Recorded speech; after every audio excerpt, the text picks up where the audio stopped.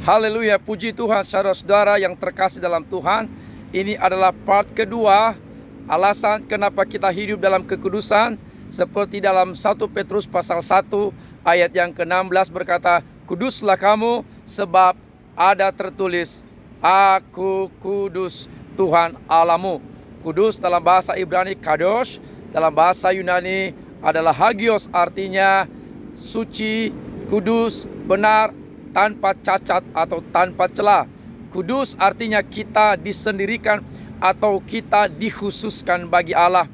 Kemarin saya sudah katakan di video saya sebelumnya bahwa ada beberapa alasan kenapa kita hidup kudus. Yang pertama adalah karena Allah kita adalah Allah yang Maha Kudus. Yang kedua, karena hidup kita adalah persembahan yang kudus bagi Allah. Yang ketiga, karena hidup kita adalah bait Allah atau rumah Roh Kudus. Nah, saya mau lanjutkan. Ini alasan yang keempat mengapa kita harus hidup kudus di hadapan Tuhan. Yang keempat adalah karena tanpa kekudusan tidak ada seorang pun yang berkenan kepada Tuhan. Dalam Ibrani pasal yang ke-12 ayat yang ke-14 berkata, berusahalah hidup damai dengan semua orang dan kejarlah kekudusan. Kejarlah kekudusan, sebab tanpa kekudusan tidak ada seorang pun yang akan melihat Allah. Tidak ada seorang pun yang berkenan kepada Tuhan. Tidak ada seorang pun yang layak di hadapan Tuhan. Tidak ada seorang pun yang mampu bertahan di hadapan Tuhan, bisa menghampiri Tuhan tanpa kekudusan. Inilah alasan yang keempat untuk tetap kita hidup kudus di hadapan Tuhan. Sebab hanya karena kekudusan kita berkenan kepada Tuhan.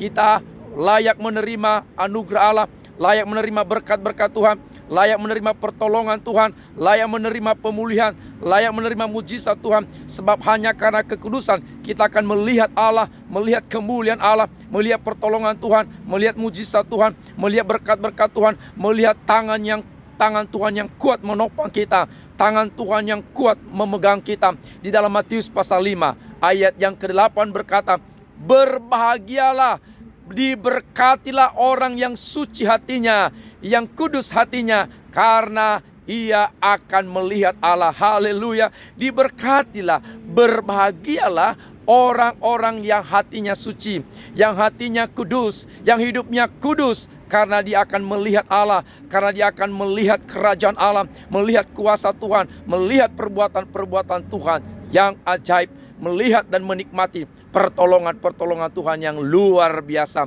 Alasan yang kelima kenapa kita harus hidup kudus di hadapan Tuhan, yaitu karena hidup kita dipakai untuk pekerjaan Tuhan yang mulia. Karena hidup kita dipakai oleh Tuhan untuk pekerjaan Tuhan yang mulia, yang ajaib, yang dahsyat. Itulah sebabnya Allah menghendaki kita hidup dalam kekudusan. Karena hidup kita di tangan Tuhan dipakai menjadi alat di tangan Tuhan untuk pekerjaan-pekerjaan yang mulia, untuk pekerjaan-pekerjaan Tuhan yang besar. Apa itu pekerjaan Tuhan yang mulia?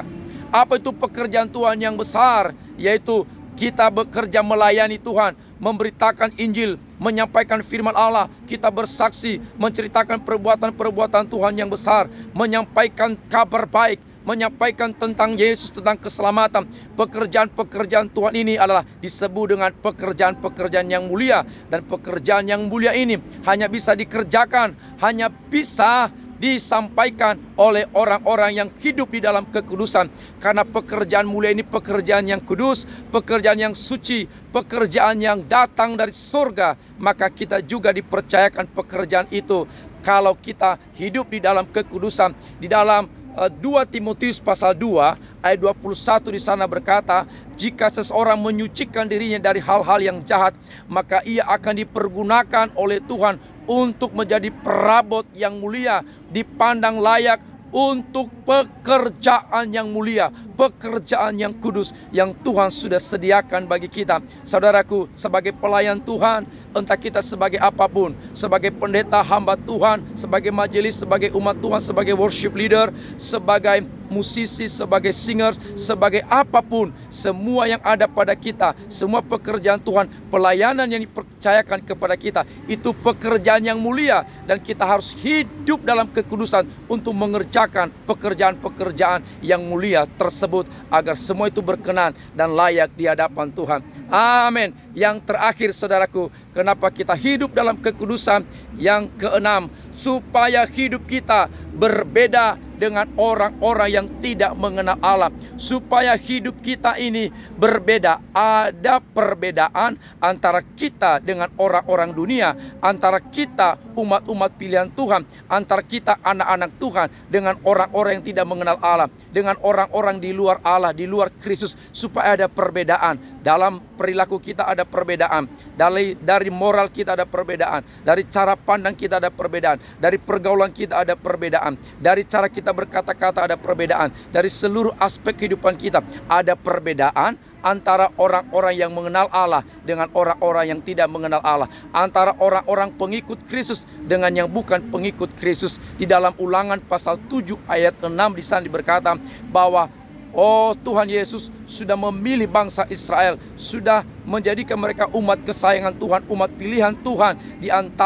atas muka bumi ini, supaya mereka berbeda dengan bangsa-bangsa lain. Dengar juga, hidup kita sudah ditebus oleh darah Yesus. Hidup kita sudah diselamatkan oleh Tuhan Yesus, supaya hidup kita berbeda dengan dunia. Alkitab berkata, kamu adalah garam dunia. Alkitab berkata, kamu adalah terang dunia. Alkitab berkata, kamu adalah surat Kristus yang terbuka, yang berbeda dengan dunia ini. Makanya dalam Roma pasal 12 ayat 2 berkata, supaya kita ini jangan menjadi serupa dengan dunia, jangan menjadi sama dengan dunia, supaya kita berubah oleh pembaharuan budi kita, supaya hidup kita berbeda dengan dunia ini. Saya mau katakan kepada kita, hidup kita kesaksian. Oleh karena itu, hidup dalam kekudusan, supaya dengan kekudusan yang ada pada kita, hidup kita berbeda dengan dunia ini. Oleh karena itu, melalui hidup kita, nama Tuhan dimuliakan. Hidup dalam kekudusan, karena oleh kekudusan kitalah kita berlayak di hadapan Tuhan dan menerima segala yang terbaik dari Tuhan. Tuhan Yesus memberkati. Shalom.